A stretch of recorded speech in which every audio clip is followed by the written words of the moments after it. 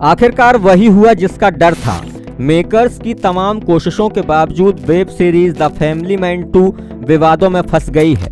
इस पर तमिल और हिंदू विरोधी होने के आरोप लगाए जा रहे हैं। सड़क से लेकर सोशल मीडिया तक इसके खिलाफ लोगों का विरोध प्रदर्शन देखने को मिल रहा है।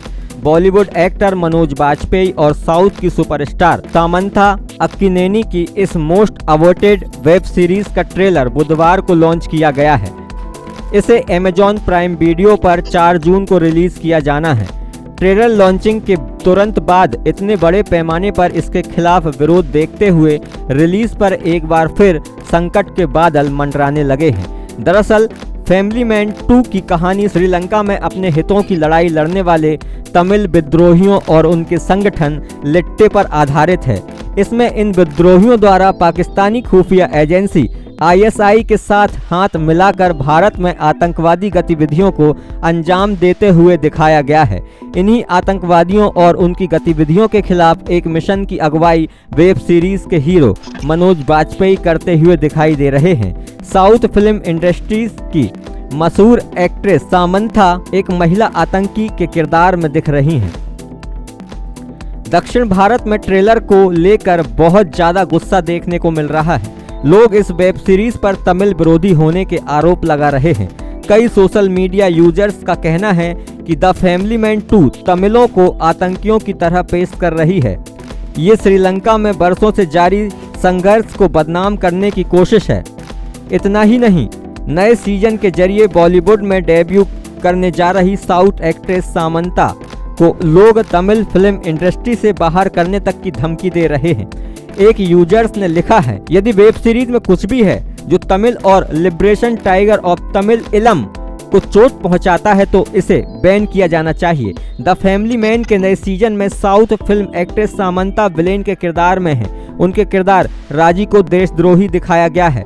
राजी लिट्टे समर्थित एक आतंकी है जो भारत में आतंकवादी गतिविधियां करती है।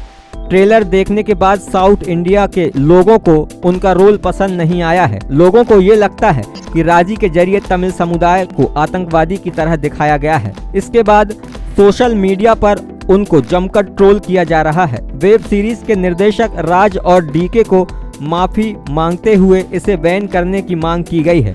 यदि विरोध ऐसे ही चलता रहा तो कॉलीवुड में सामंता के लिए काम करना मुश्किल हो जाएगा। द फैमिली मैन 2 के ट्रेलर लॉन्च के बाद हो रहे बवाल और उससे उपजे विवाद के बाद लोगों के मन में ये आशंका है कि कहीं फिर से इसकी रिलीज न टाल दी जाए या फिर बैन न लगा दिया जाए। लेकिन फिलहाल ऐसा होता नजर नहीं आ रहा है, क्योंकि इतने बड़े देश में एक राज्य में ही हो रहे विरोध को इतना व्यापक असर नहीं होगा। दूसरा, विरोध की वजह भी इतनी बड़ी नहीं है। साउथ और नॉर्थ में बहुत फासला है, बीच में भाषाई दीवार है। ऐसे में हो सकता है कि इस वेब सीरीज को तमिल या साउथ के कुछ राज्यों में रिलीज ना किया जाए, लेकिन हिंदी भाषी राज्यों में इसे कोई समस्या नहीं होगी, समय पर रिलीज होगी। अमेजॉन प्राइम वीडियो और the family man web series के मेकर्स को इसे लेकर होने वाले विवाद का अंदेशा पहले से ही था। यही वजह थी कि अली अब्बास जफर की बहुचर्चित वेब सीरीज तांडव पर हुए विवाद और भयंकर बवाल के बाद द फैमिली मैन 2 की रिलीज डेट कई बार पोस्टपोन की गई। इस दौरान वेब सीरीज में कई तरह के बदलाव किए गए, कई सीन को रीशूट किया गया। मेकर्स पहले से ही डरे हुए थे, क्योंकि इसी साल जनवरी में अमेजॉन प्राइम वीडियो पर रिलीज वेब सीरीज तांडव को लेकर पूरे देश में जमकर बवाल हुआ।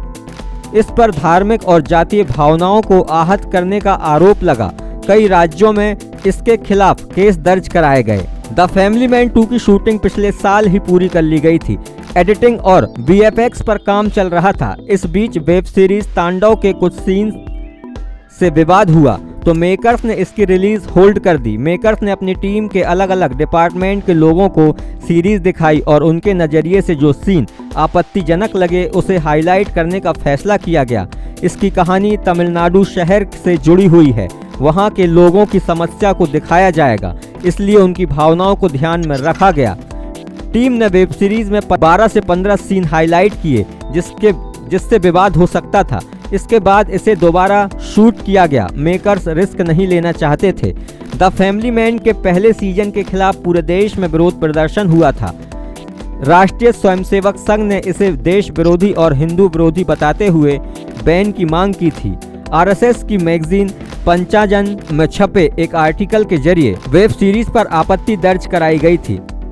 पांचजन्य ने लिखा था, क्या कोई कल्पना कर सकता है कि देश की सेना को आतंकवादियों जैसा कहने का ये कारनामा हमारे ही देश के फिल्मकारों का है। फिल्मों और टीवी धारावाहिकों के बाद भारत विरोधी और जिहाद का ये बिल्कुल नया स्वरूप है। जनसंचार माध्यमों का बीते कुछ सालों में देश विरोधी एजेंडा चलाने के लिए भरपूर इस्तेमाल हो रहा है, जिसका हम विरोध करते हैं। Web series the family man एक थ्रिलर एक्शन ड्रामा सीरीज है। इसमें एक मिडिल क्लास शख्स श्रीकांत यानी मनोज वाजपेयी की कहानी को दिखाया गया है।